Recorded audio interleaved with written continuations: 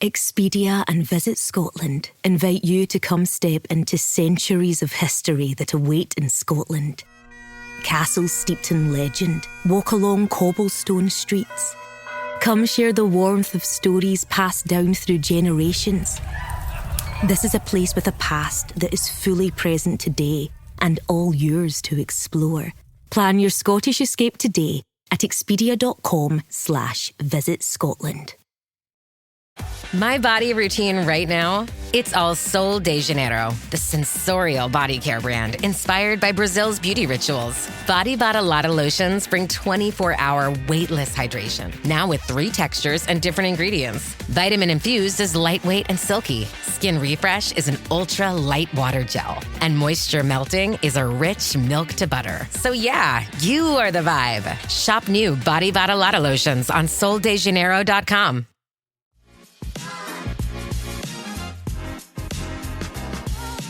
Hello and welcome back to Off the Record on Tudor's Dynasty and Beyond. I'm Rebecca Larson. And I'm Amy McElroy. And you know what day it is?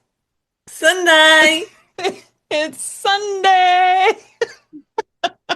Now I just want to see. I just have to see Amy's reaction every time. I thought about doing it together again, but I threw her for a loop last week, so I don't want to do that again, do I?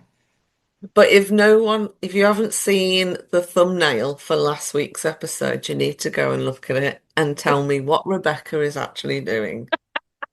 You know, when I put it up on YouTube, sometimes I'm going so fast that I just click auto generate and I don't even choose it. I just let it choose it automatically. Last week, I specifically chose that one.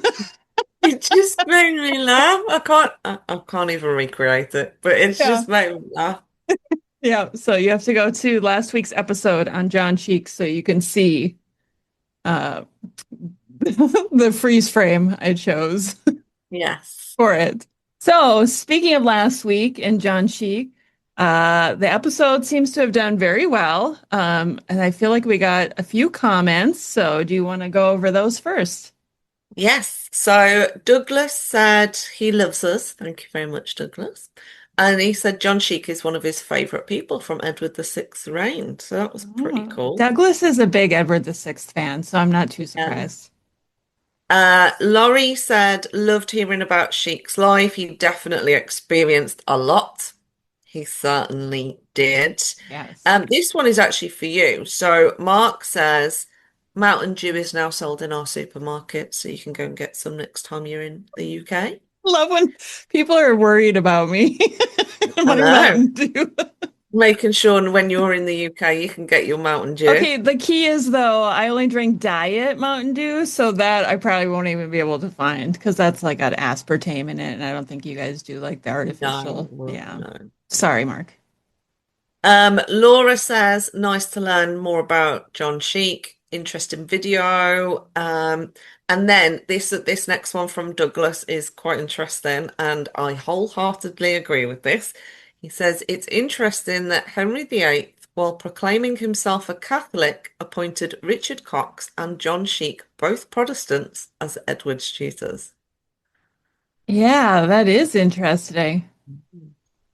And then over on Spotify, we had another couple of comments that were complimentary of the episode. Really enjoyed learning about John Cheek. And then, right, I'm going to say this, guys. You guys know that I love reading the comments, and we are very, very grateful for those that tune in every single week and enjoy listening, whether we are talking about a tutor, whether we are talking about what ifs or historical fiction, whatever we're doing, we've got you great community that always tune in. Yeah. But this week we had a comment that was about basically recapping the previous episode. And what I will say is S. Peters 2140, who said, the viewer is simply commenting on your overly long and completely unnecessary discussion of Game of Thrones that begins the video. I wondered if your video were mislabeled and fast-forwarded through all the nonsense to get to the part where you actually began to discuss the topic promised in the video title. The viewer who wrote the question was obviously unwilling to sit through the drivel to reach the heart of the matter, and quite rightly so. So that is not okay. That to me is rude, disgusting, and bullying behavior. So, yes, we don't expect every episode to be for everyone. Today's might not be for everyone. Yeah. There's other podcasts. Go and Hmm. find a different episode to listen to. Go and find something else that we've spoken about that you might enjoy more. You don't have to listen to every single one, but to talk to people like that who are taking time out of their week every single week so you can listen or watch this podcast for free is not okay. So I sincerely hope that whoever wrote that reflects on their behavior because that is absolutely disgusting. But as for the rest of our com community, we do adore you and we do love the rest of the comments. So thank you very We much. do. I do have to say, I did get another comment about my laughing that I didn't even tell you about. Mm, Somebody made some comment again on YouTube. Of course, it was YouTube about me giggling like a middle schooler and blathering on about nothing. well, it's unfortunate for them that they don't have as much fun as we do, isn't it? So, That's right. That's right. If there's one thing I've learned, YouTube especially is where a lot of the ugly people come out and like to say all the mean things that are just in their head because they're miserable. That's the only why would you take the time to put down such a rude comment about yeah, anything? You know, the comment about the Game of Thrones recap. Why? Why not just skip past it? Why not yeah. go to a different video? Why not unsubscribe if you're subscribed? Like, I don't know. We don't need the I think on the ugliness. positive though, the nice comments and the regulars that we have week in, week out far outweigh Yes. the small-minded people that leave comments like that. So Yeah. that's the And good bit. I do have to tell you guys, Amy has discovered the comment section on Spotify. Yes, I have. So if you've been commenting on Spotify, you may have noticed in the last 24 hours that I've been replying because I finally figured out how to access the comments on Spotify. So yay me. Yeah, before I would have to take screenshots and send them to her, and I was like, I don't know why she can't figure out where the comments are. It's apparently if I look on the website, I can't see them, but if I use the app, I can. Oh, So okay. I only figured that out yesterday. So I And I started replying to lots of people yesterday. I'm slowly working my way through them. So That's good. You are way better at responding than I am. I just sometimes it gets so overwhelming with all of the comments. I'm like, I don't have time. I'll give it a like, if I have a minute to quick go through, because I have to approve all those comments too as they come in. So I oh, appreciate I'm going to you. have lots of fun responding to all these. I think I've got so many episodes to go back through. Oh So my gosh. Yes, quite a few episodes to go back through.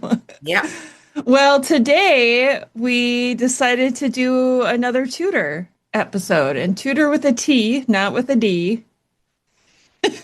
although both. Well, yeah, I guess it is from that era. Tudor Tutor. That's right. Today, Amy is going to school us on John Skelton. And The pun. the I was like, when she mentioned the name, I was like the poet? Because that's all I know him from is that's what, like the story you often hear repeated is the poem that he wrote that talks about what is it, Marjorie Seymour and Elizabeth Howard Boleyn and some other women at court. So that is literally all I know about him. I know nothing else, but this is somebody that Amy has been researching and writing about, and she is going to teach us about him. And I think I'm going to start with a question, and then you can just go from there, wherever you want to Okay. go. Okay, so I only know that one thing of him. So, who was John Skelton, and why is he such an important figure in Tudor history?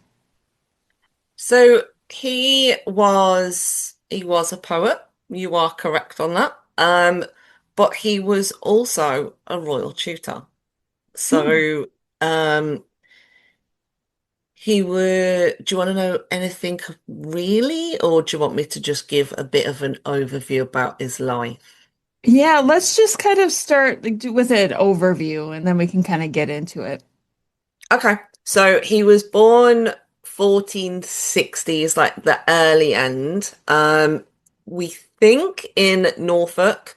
The reason that we think that is because of like the family base that he possibly had and his links that I'll talk about a little bit further down the line. Um, he went to uni, had a very, very good education. He's actually one one of very, very few that has received a poet laureate in three different places. So um, he had one from Cambridge, Oxford, and Louvain. So Oh. very, very accomplished. And basically what that means is he's awarded a special degree in rhetoric. Um, so when you think about John Skelton, he is excellent at the written format, so to speak, whether that is poetry or in teaching materials. Um, Now, one of the things that I'll probably forget to say, so I'm going to say it now, is there is a book that is in the Folger Library over in Washington. And if you search for John Skelton's name, it should bring you up some images of some of the pages of this book. Oh, and And that's at Folger? yes, Okay. so it's a copy of Cicero's De Officis, and inscribed in the book, it says, "This book is mine, Prince Henry." Wow, that's cool. Yes. And then there's other annotations that are either Henry's or Skelton's. So it's very obviously a text that they used together. I don't know how it ended up there. I haven't really looked into the provenance of it, of how it ended up in that library.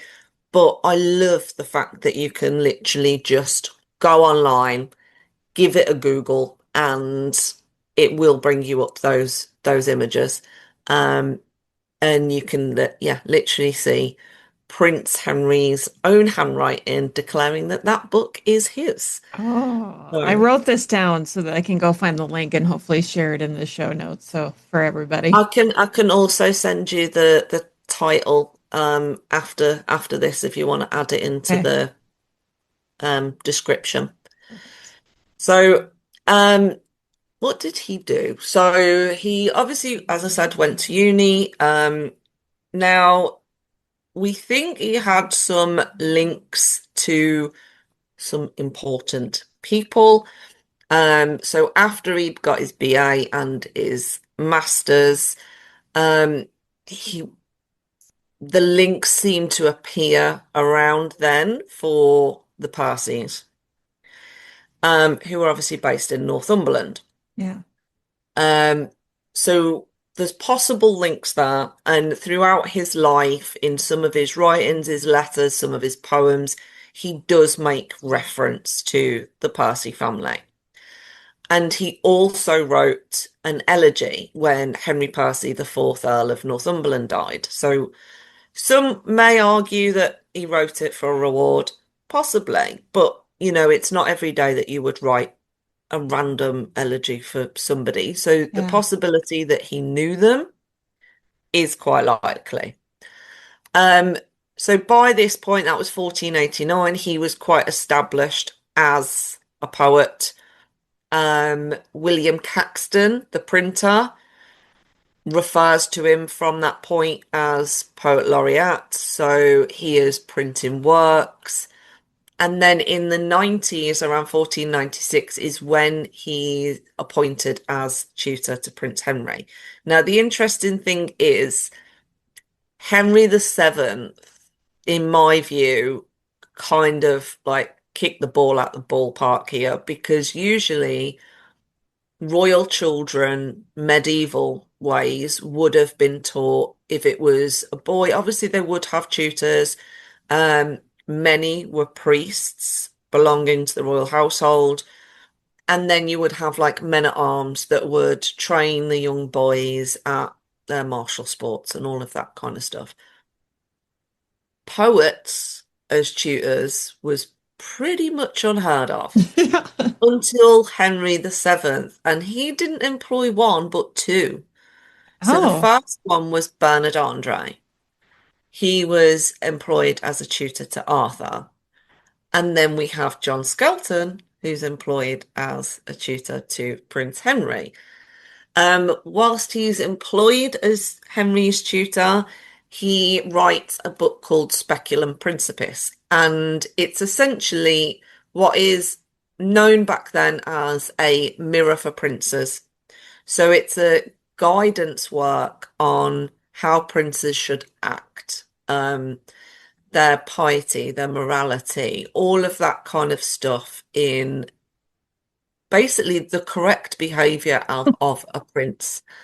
So he wrote that, and that pretty much established him as, this guy is something else. Like, he's very, very accomplished scholar, poet, blah blah. Around 1500, Erasmus is over in England. And I'll be quick on this because I could obviously waffle on Erasmus for days on end. But he ends up visiting Prince Henry, and Henry challenges him to write something for him. And he does. He writes him a poem. But when he sends the poem, he himself actually makes reference to Skelton. And he calls him, I'll probably get this wrong now, I'm saying it, something like the incomparable light of British letters.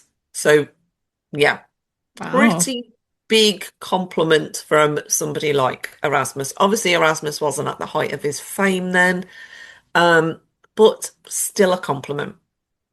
Couple of years later, he's actually thrown in prison. Oh, another one. Yeah. Now, we don't really know what for, but it looks like it was for somebody else's debt. So I think what's happened is he's accepted this short prison sentence on the basis that this person will obviously pay their debt, and then they'll pay him for taking that punishment for them. Okay. So he wasn't in there for long. But when he comes out, he is obviously, he doesn't go back to being Henry's tutor. He is instead made a rector of Diss, which is in Norfolk. So he spends a lot of his time in Norfolk, but he does travel quite regularly backwards and forwards to court.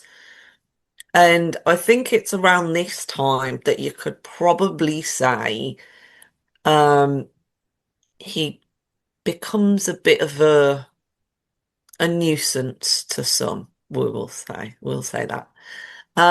Are you just gonna So leave it there? Or? no, I'm going to go more into it. So obviously he's away in Norfolk and he's a poet. So what does he do? He starts writing lots of poems. Hmm.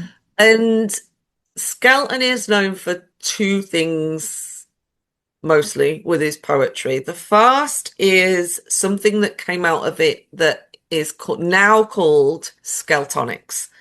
And I'll go into that in a bit more detail in a minute. But the second bit is the satire of his poems, sorry. So he basically just mocks everyone. He's roasting people.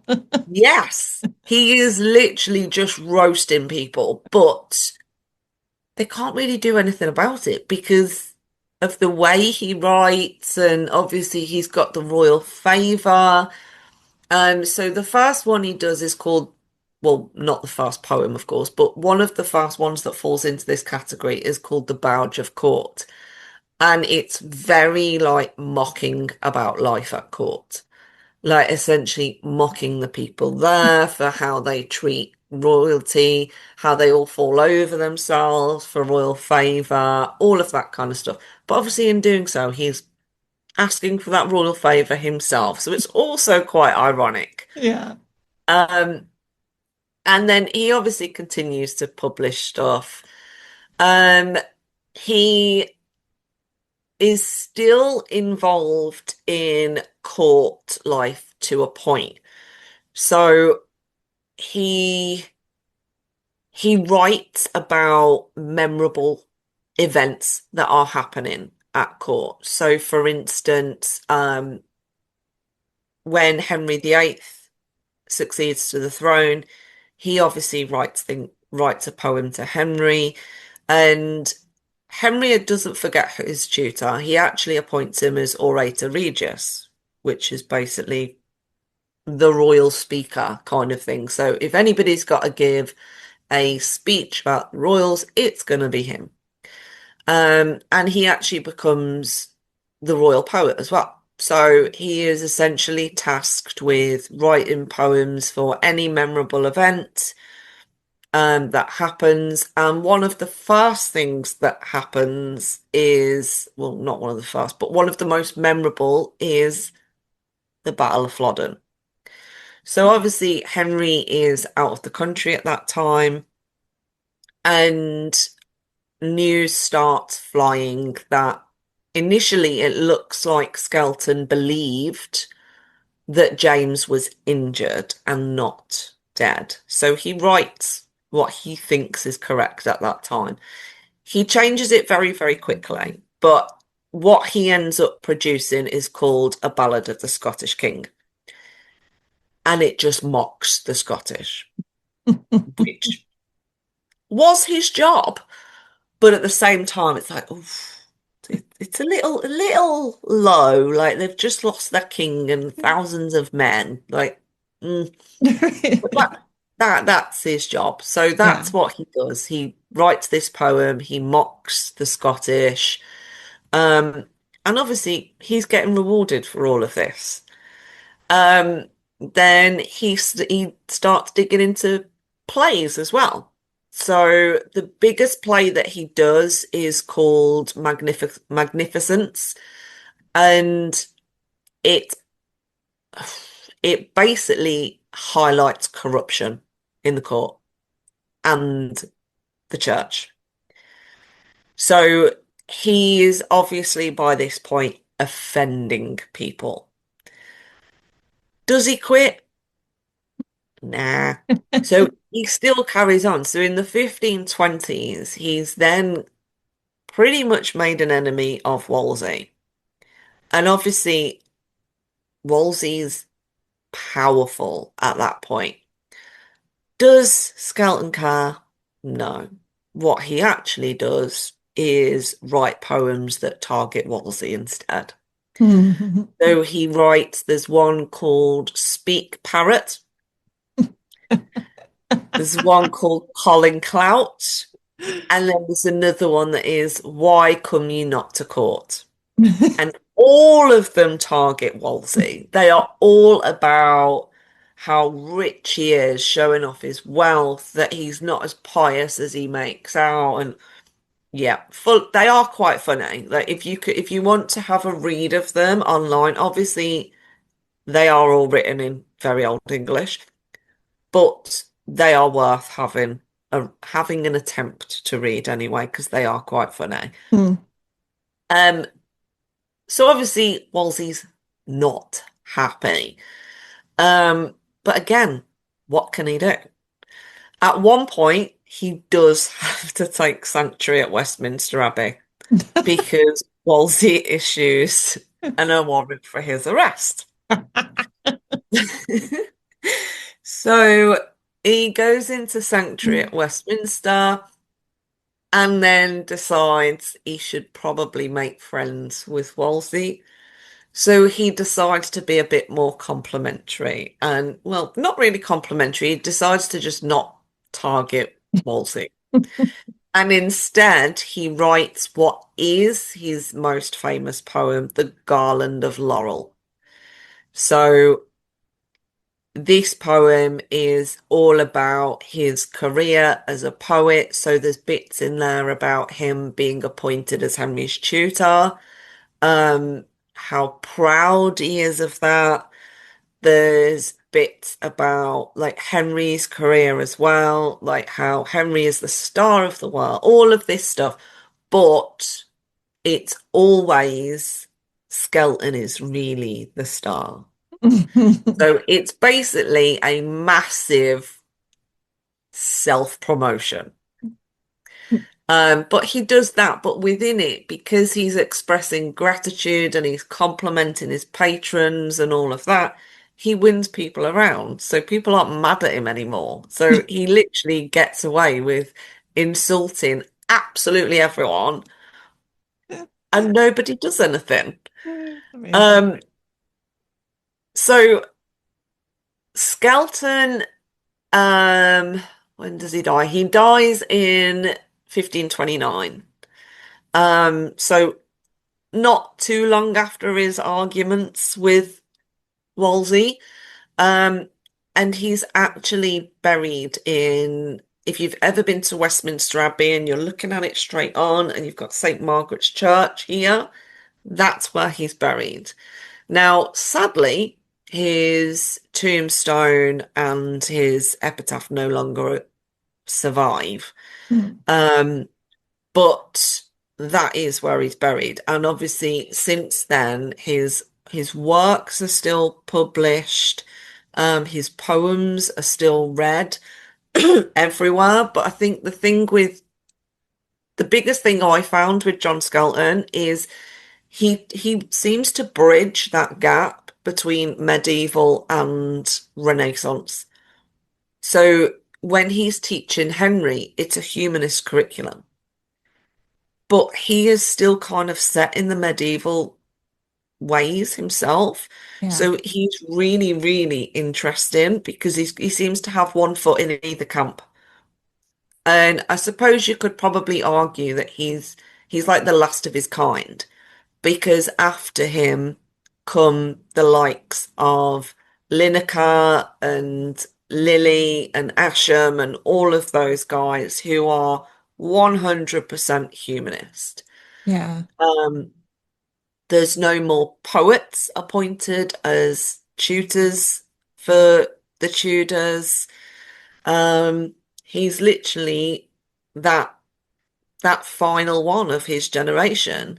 But I did say I'd go back to Skeltonics and Yeah. basically become known as Skeltonics for his style. So it's like very short verses, very to the point, quite snappy. And I think that's why they're still easy to read now, because he's not writing what you might expect from a medieval slash Tudor poet, where, some of them, the sentences go on for years and you don't know if it's a different poem or not by the time you've finished. No punctuation. Yeah, he is very, very snappy. It's like 4 to 5 words per line. That's it. And Wow. that's what it became known as because he was one of the first to do it and one of the first to keep doing it. Like that just became him. That was his style. Everybody knew that was his style. And obviously the insults as well. So there weren't many about that were using poetry to insult people or, you know, mock whoever he wanted to and get away with it, all while keeping Henry's favour, which I think is quite impressive, especially when Yeah. you start insulting Wolsey. Well, okay, so I do have a question for you because if he died in 1529, then he was around at the beginning of the Great Matter. Did he show any opinion on that one way or another? He Smart. was he was pretty sensible. When you look into him and you read like his poems and things like that, I think he would have, if he'd have been pushed, supported Henry, um, because of the royal favour. but that he spent most of his life as, through and through Catholic, and he was ordained. So, but then that didn't change things for a lot of people after the Great Matter. So I think if he was pushed, but he was never in that position. So he was never put in a position where he had to choose Henry or Catherine or asked to write about it, thankfully. Yeah. He was out of the way by that point, which I'm sure he was probably grateful for. Yeah, I would say definitely. And I do wonder too, toward the beginning, you were talking about him being the tutor for Prince Henry and how he was kind of teaching him the ways and how to be a good prince. And I wonder what he thought about how Henry turned out. Yeah. I think on one hand, if we take away, bearing in mind he died in 1529, so Yeah. the things that we dislike Henry for are mostly after that point. Yeah, that's true. So I think he would have been very, very proud because no matter what we think of Henry as an overall person, if you look at him as a prince and a young king, could you really ask for more from your king? Like, he was an excellent sportsman. He was married to Catherine. Um, he excelled at everything that he put his hand to. He was generous with his family and friends, and he never stopped learning. So I Yeah. think for Skelton, he would have been very, very proud. And I think with the throw in of he obviously kept that book from when he was a child. Yeah. That to me is quite nice because you're a king and you've got this book that you had from when you were a child. I don't know about you, but I always think like, surely you just got a new copy when he was older. Or maybe he was just a hoarder and we didn't know this about Henry. Mm, yeah. I So mean, I honestly think he'd have been proud at how well educated Henry turned out to be. Definitely. yeah. It sounds like Skelton had a pretty big influence over court. So why do you think it is that he isn't as well known today as figures like such as Chaucer or Shakespeare? Like, why don't we hear his name with those? I honestly think it's because of the satire, Hmm. because he was so mocking. I think it's easy to do. I think if you pick something up and just read a poem of his, you may think, God, like why is he just insulting all of these people? Like he's calling women ugly, all sorts. Like it's quite bad, like some of the things that he says. You'd be forgiven for reading that and thinking, that's just terrible. Like, why would I want to read this? But then I think it's the underlying messages that he's trying to get across that can be missed. So where he's calling people out being ugly and showing off their wealth and all of that's really not what he's getting at. What he's actually getting at is the excess wealth of the church. Or are they using their wealth in the right way? Like there's Mm. poor children around. Shouldn't they be looked after instead of you wearing massive gold chains? Things like that. So I think if you look at it like at a different level, I think that's when you kind of understand what he was actually getting at. Some of his poems he did write just for fun. There's no denying that. Like him calling Wolsey out, he obviously did it on purpose. He wanted to wind Wolsey up. But it also wasn't the key thing. It was how has this guy got this powerful when we've got a king? Right. So And I think that's partly why he's not really looked at now, is because it's very easy to pick up a poem and just think that's just rude. It's just a rude poem, like Yeah. without actually looking at, hang on, is there an underlying aim here of this poem rather than him just mocking everyone in sight?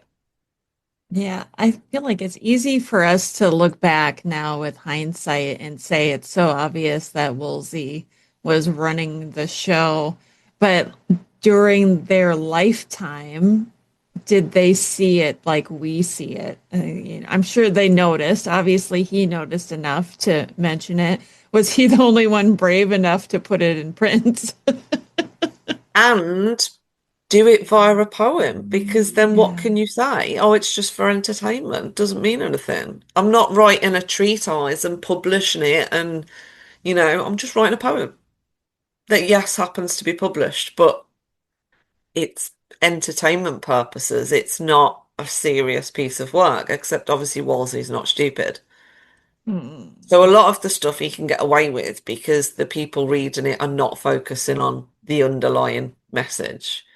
But Yeah. obviously the smarter ones, i.e. Wolsey, they know what he's doing. They're like, I see you, buddy. I see what you're doing Mhm. here. You better go lock yourself up in sanctuary for a while. Yes, I can't even imagine like being in Westminster Abbey in sanctuary. Like, what do you do with your time when you're I there? Like, know. I would just like walk around and look at all the tombs all day long. Yeah. Can you imagine? Like, just everyone's gone to bed and you're in Westminster Abbey, like, oh, Yeah, okay. I'll just wander around by candlelight. yeah, that just blows my mind. It'd be awesome. It's such a different time. It's not like Yeah. we seek Actually, I'm not sure sanctuary. I'd want to be in there on my own. Do you think there'd be too many ghosts in there for you? There's a lot of tombs and stuff. It's huge. So I think even if you hear one sound, that would scare me. And it could be anything. It could be, the wind, could be anything. It's And an that's old just building. terrifying. Yeah. It's A gonna bit of creak. wood creaking. That's it. No, let me I'm out. out. Yeah. Like that Yeah, time. It's that like would that scare time me. when I was in my house and I thought I heard a ghost moan and I ran out of the house and it turned out it was just the refrigerator making a noise. Study and play come together on a Windows 11 PC. And for a limited time, college students get the best of both worlds. Get the Unreal College Deal. Everything you need to study and play with select Windows 11 PCs. Eligible students get a year of Microsoft 365 Premium and a year of Xbox Game Pass Ultimate with a custom color Xbox wireless controller. Learn more at windows.com/student offer. While supplies last. Ends June 30th. Terms at aka.ms/collegepc. All new drinks are now at McDonald's. With refreshers like the Strawberry Watermelon Refresher and the Mango Pineapple Refresher with popping boba. To crafted sodas like the Sprite Berry Blast with berry flavors and cold foam. Who knew ice cold drinks could be so fire? Try them all now at McDonald's. Refreshers contain caffeine. Copyright 2026, The Coca-Cola Company. Sprite is a registered trademark of The Coca-Cola Company. Oh, yeah, I've never done that. Yeah, it was a low groan, okay? It was enough to scare me. I was like, what is happening? I'm out of here. But one place that would be really cool would be the library. So the library at Oh. Westminster is, oh, it's so lovely. And I think it used to be the monks' dormitory. Oh, I feel And like I it's, didn't know that was even there. yeah, you have to, if you want to go, you do have to make an appointment. But it's such a lovely room. Like you walk up these stairs and it brings you out literally into the middle of this library. Oh, And you can just imagine like hundreds of years ago. But even the library itself now, it's not dormitories, is just, it's special. I was gonna say that's where Skelton spent his whole time, probably. Uh, That's where I would Or be. or maybe not. Like, do you write insulting poems in an abbey? I mean, He Who's, probably did. I was gonna say, who's gonna know?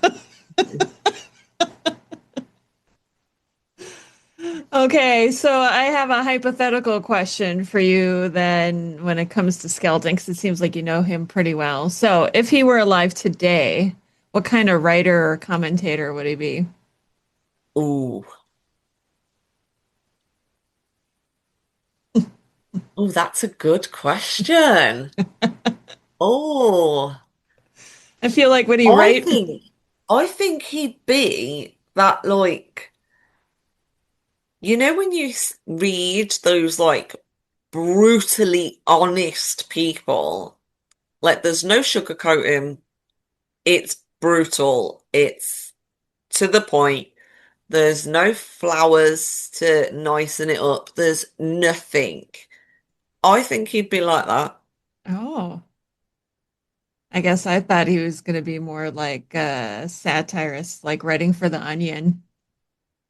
I don't know. Are you familiar with The Onion? It's all satire, No. basically. But possibly. I think because he was so close to the throne and got away with everything that he did, kind of makes me feel like, would he think, oh, I don't need to do this. I can just say what I want. But Yeah. maybe you're right. Maybe he would. Maybe he would start his own newspaper. Not that newspapers are that Oh, relevant that'd be anymore, fun. but I'd read that. it would be I'd like the definitely read Skelton that. News, or to just be called Skeltonics. Yeah. Or Substack. There you go. Galtonic Substack. Yep. Yes. Yes. There's an idea for you, Amy. You need to start another Substack called that. And then Except I can't write poetry to save my you life. don't have to just share his poetry. That's all you have to do.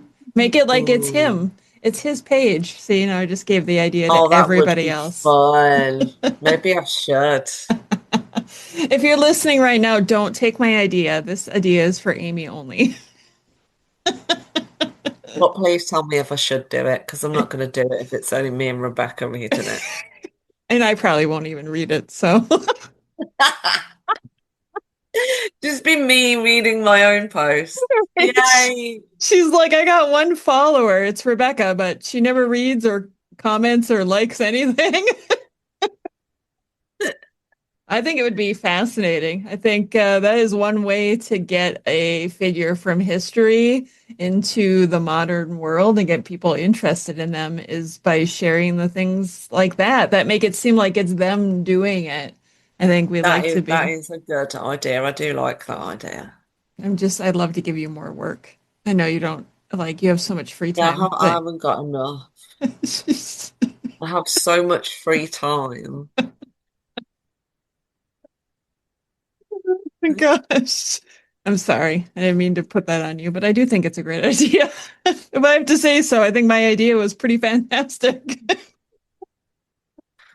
I think what would be an interesting question for anyone listening, watching, however you're doing this, is have you actually read one of his poems or all of them?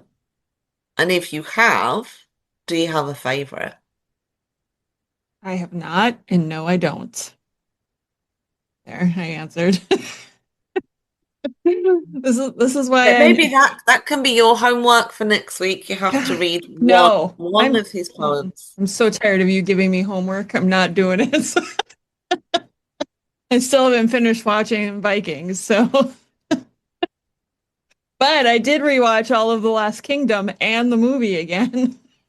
So sorry, Amy. No comment.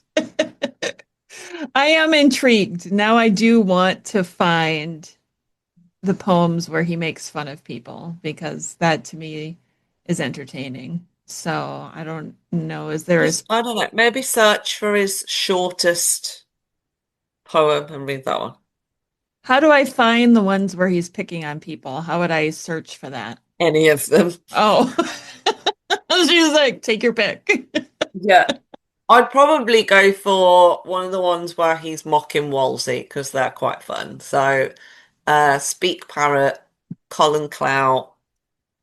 There's another one called Eleanor Rumming. Rumming? Yeah, it is Rumming. That's quite fun.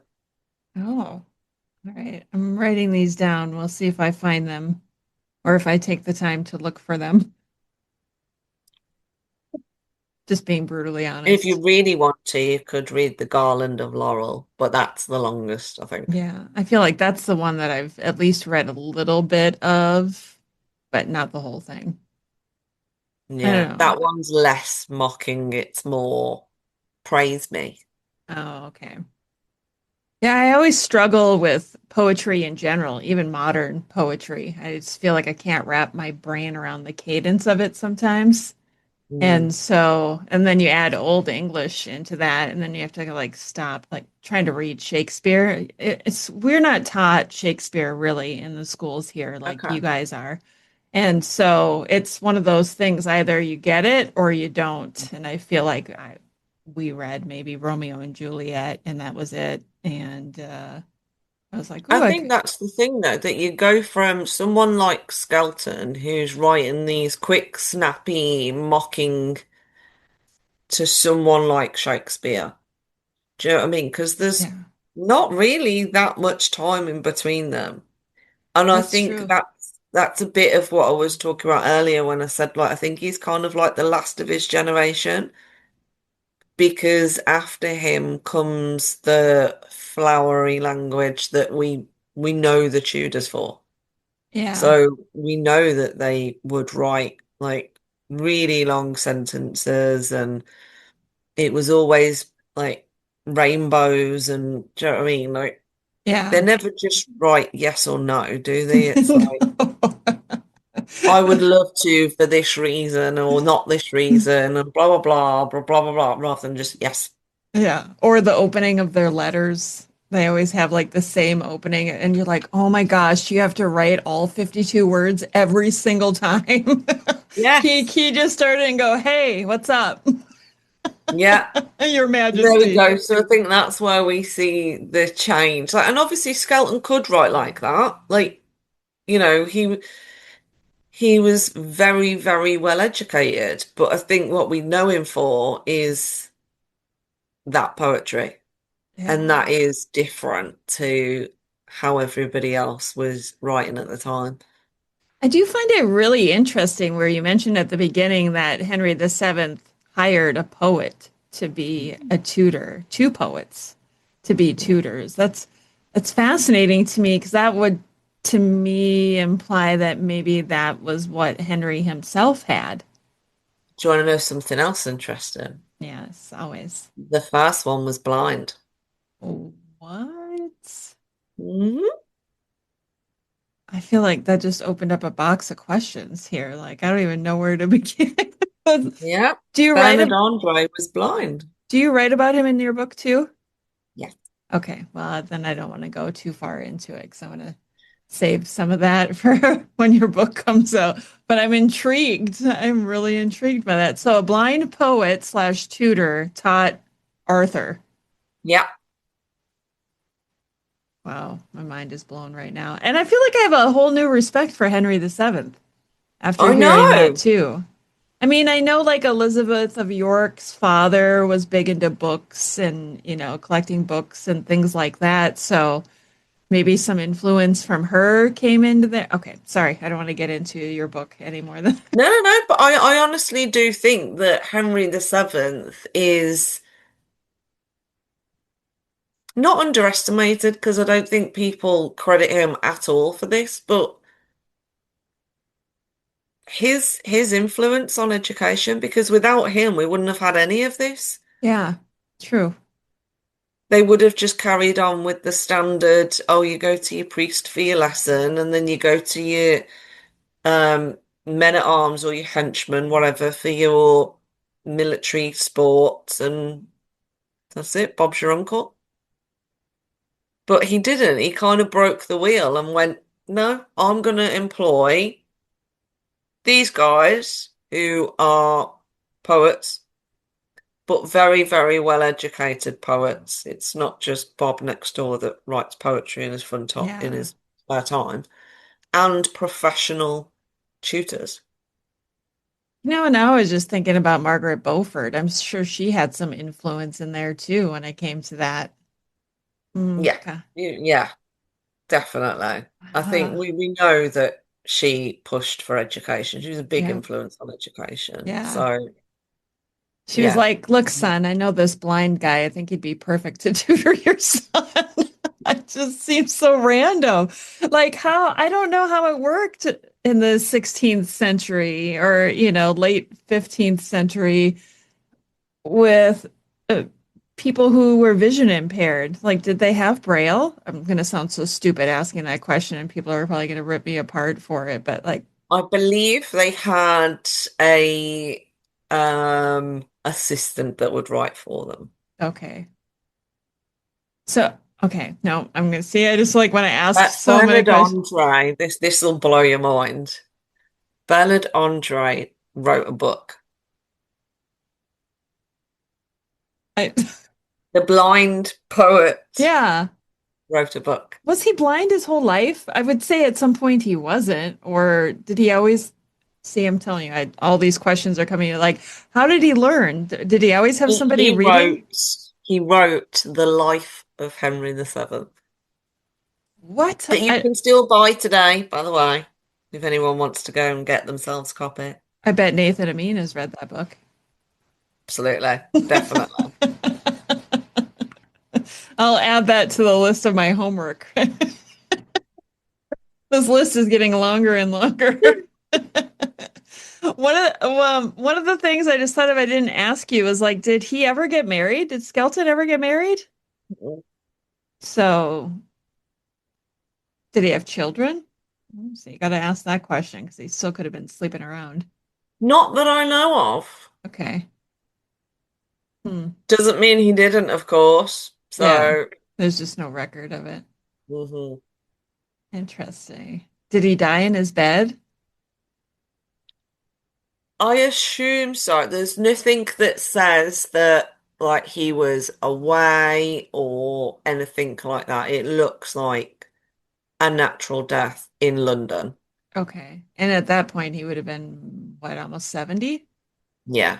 So Yeah. quite a long line. That's probably possibly part of why he thought he could get away with everything as well, because he was like the little old man. Not that he was old for the whole period, of course, but I think, Right. it's that thing, isn't it, that as you get older, you think, oh, I could just push the boundary a little bit more. It still applies today. So, Yeah. Henry's not going to tell me off because I'm that little old man that taught him when he was a kid. yeah, he saved that book that I taught him from. Yeah. That's so cute. I feel like this happens all the time. I wasn't so sure what we were going to learn today about Skelton. I mean, I had faith in you because obviously you write about him in your book, so I knew you did research on him. But I was like, how much is there really to say about this guy? Apparently, there's quite a lot to say, and probably more than we even covered today. Oh, absolutely. There's a lot. That's Yeah. that's There's a lot exciting. about him. So, just a reminder, Amy's book Erasmus just came out this year, and this book on tutors is coming out next year. So, she's got a lot of free time on her hands. I don't know how you do it. I feel like so lazy compared to you. She works full time. She's constantly writing books, and here I am doing a podcast full time, and I can't even finish one book. And you have to put up with me every week. So, I was gonna say probably because I spend my afternoons like yesterday telling Amy that I'm kayaking and reading a book on a lake. While I spent my evening reading comments on Spotify and not Yeah. writing the book that I Yeah. should have been writing. I just have to say, I've learned to enjoy the little things in life now, especially after the burnout. After having burnout for so long, understanding that how I need to change things up to make things exciting again. And I think that was all part of it was getting outside and doing things again. So I was like, yesterday was a beautiful day, and I thought, I want to take my kayak out and I want to go just sit on the lake and enjoy the water and the sunshine. Then I thought, well, I need to read this book to do an interview anyway, so I'm just going to bring that with me. So it's like I'm working, just And I think we remotely. obviously had those 3 weeks where we did the historical fiction stuff, Yeah, that which was helped. obviously a bit more relaxed. And now we're going back towards the more history focused stuff.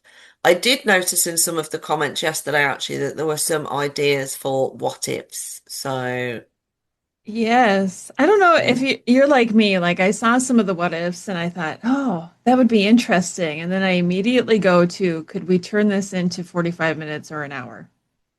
yeah. And that's always the I tricky think thing. there's a lot of smaller ones that I think would be really good.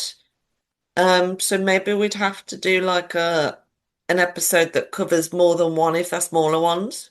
If that Yeah. makes sense. Yeah, that does make So sense. if you do have what ifs, let us know. And even if they're smaller ones, maybe we can do a themed what if episode, like a marriage or I don't know. Yeah. You get the idea.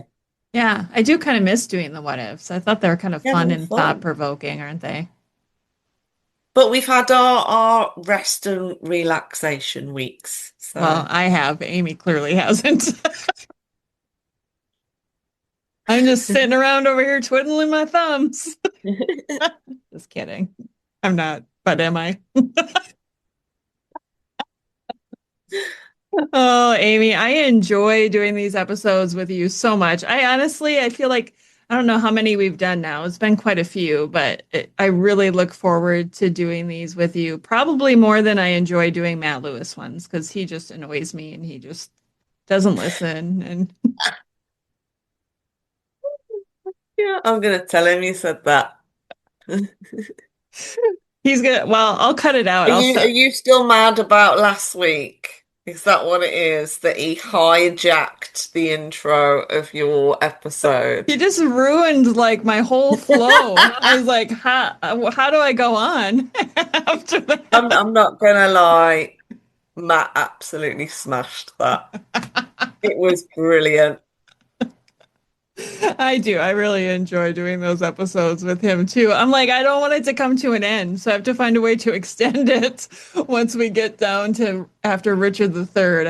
I think we want to do an episode after that that's kind of like talking about all of them and comparing them. But yeah, somebody else left a comment saying you have to find a way to keep going on these with We'll him. do what ifs with Matt then. We'll bring Matt in and we'll do one with all three. There you go. Yeah, And then you'll have to put up with both of us in one. Oof. it's hard enough. Put up with him. No, we love Matt. He is Yeah. fantastic. I'm just so grateful for him that he was able to step up and help me out on Thursdays when Dr. Emma and me ended. And I feel like I probably should address that on the show too, because I keep getting comments and I had made a post on social media a little bit mentioning it. But as far as I'm aware, there will be no more Dr. Emma and me, unfortunately. And it's sad, yes, but we did a lot of episodes together too. I think it was nearly 40 episodes together. And so we're still friends. We don't hate each other. I had somebody say something like, "Oh, good. I thought you two didn't like each other." And I'm like, "No, no, we're still friends." But sometimes life just takes us in different directions. Yeah. And so in this instance, it was just the best for Dr. Emma to kind of move on and do her own thing. And it allowed me to spend some time with Matt Lewis. And then it also allowed me to do the show with you because that all kind of started at the same time. So Yeah. I'm grateful for the I'm time. sorry, guys. You are now stuck with me and Matt.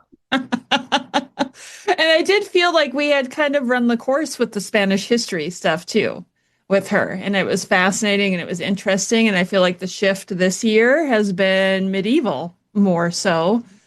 Looking at the medieval side of things. And I kind of like doing themes. It kind of just happens. I don't plan it. If you guys think I plan things, I'm not a very good planner when it comes to the podcast. But I it will just kind of, confirm she's not. I wing it. I go, what should we do? I don't know. But I do. I'm also not a great planner, so this is pretty much a disaster. Yeah, the two of us together. I don't know how we even make one episode, but we find a way to do it, don't we? We do. We do. Well, Amy, thank you so much for teaching us about John Skelton today. I will try to include links in the show notes to some of the stuff that we discussed. And why don't you, real quick, because it's been a while, promote all of your books and tell people where they can find them. Oh, she looked at me like I can't remember them all. So first one, Educating the Tudors, came out in 2023. The next year was Women's Lives in the Tudor Era. Then a biography of Mary Tudor, Queen of France. And then this year is the biography of Desiderius Erasmus. So all of them are published by Pen and Sword. If you're outside of, oh no, actually Erasmus is now available in America, I think. Oh, I think it perfect. came out a couple of weeks ago over there. So, but otherwise I would have said Blackwell's. Yeah, I recommend Blackwell's a lot just because it's free shipping to the US too. So Yeah, it's insane. Like I don't know how they it's do it. such a good deal. It is. Yeah, I was talking with somebody recently about Book Depository and remember how great that was too. And then Yes. that disappeared, sadly. And that was also free shipping. I don't know how they eat the cost to ship to the US from the UK with how expensive it is right now. Because even just me sending a book within the UK now is very, very expensive compared to what it used to be like. Wow. I guess I don't, it's been so long since I've shipped a book. We do media mail here, which is cheaper than regular mail. So if you mail a book, you can ship it media mail. Do you guys have that? No. Oh, We have different ways, so we can choose different companies. oh, that's right. But now everything's just as expensive. So That's right. You don't have like the postal service like we do. You have like shops that you can go to, is yeah. that right? So we have Royal Mail, which is the main one. Um, and then there's like DPD and Parcel Force and all of those kind of Yeah. people. So many differences. Anyway, no, I just bored everybody to tears with these random facts. Yeah, sorry. Sorry about that. We're just having a conversation here, Amy and I, and recording it for you. But thank you so much, Amy, for today, and I will see you again next week. You will indeed. Thank you for listening to Off the Record on Tudor's Dynasty and Beyond. If you enjoyed this episode, make sure you're following the podcast. And if you'd like to support the work that goes into researching and creating these episodes, you can find extra content and ways to join the community through Patreon and Substack. And don't forget, you can now comment directly on episodes over on Spotify. I love reading every single one. Until next time, stay curious, and I'll see you back here for more royal drama and real history.